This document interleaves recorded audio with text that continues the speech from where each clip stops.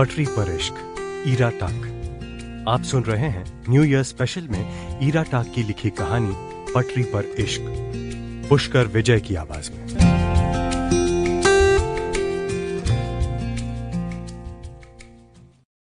स्वरा उदास सी बैठी हुई टेबल पर रखी अपनी डायरी के पन्ने पलट रही थी।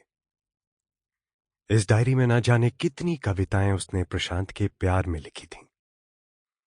अब उसे लग रहा था जैसे ये सारे शब्द बेमानी हो गए हैं। उसकी घनी पलकों में आंसू जैसे ठंड से जमे बैठे थे। अपनी मां के आने की आहट सुन उसने जल्दी से पेन उठाया और डायरी के खाली पन्ने पर ले जाने वाले सामान की लिस्ट बनाने लगी। आज उसकी ट्रेन थी। वो अक्सर भूल जाया करती थी, इसलिए मां के बार बार कहने पर वो सारे जरूरी काम लिखने लगी थी। उसकी मां सुनीता हाथ में एक स्टील का डिब्बा लेकर कमरे में आई और उन्होंने एक बार कमरे पर उड़ती हुई सी नजर डाली। बिस्तर पर एक अधखुला सूटकेस रखा था जिसमें कुछ कपड़े बेतरतीब से पड़े हुए झांक रहे थे।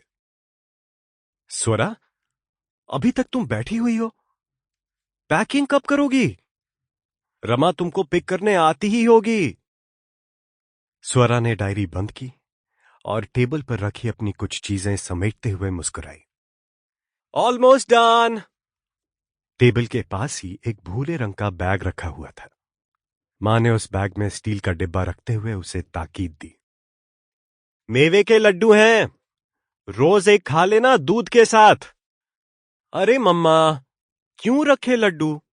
मेरा वेट वैसे ही बढ़ रहा है, मुझे नहीं ले जाने ये लड्डू वड्डू। अरे कहां बढ़ रहा है? पिछले 2 महीनों में कितनी कमजोर हो गई है। चेहरा देख, मुरझा गया है। ऐसी दिखेगी तो कोई ढंग का लड़का भी नहीं मिलेगा। मुझे लड़का नहीं चाहिए। मैं शादी नहीं करूंगी। मैं हमेशा आपके साथ रहूंगी। उसने डायरी अपने सूटकेस के सबसे नीचे रख दी और कपड़ों को तय करने में लग गई। क्यों नहीं करनी शादी? मैं जिंदगी भर तेरे साथ थोड़े ही रहूंगी। मेरे बाद कोई तो साथी होना चाहिए ना तेरा। और हां, जब वापस आना तो ये डिब्बा जरूर लेती आना। स्वरा को मां की बात सुनकर हंसी आ गई और वो उनके गले से लग गई। मम्मा, तुम्हें मेरे से ज्यादा इस डिब्बे की चिंता है। स्वरा जोशी, उम्र 25 साल। Sample complete. Ready to continue?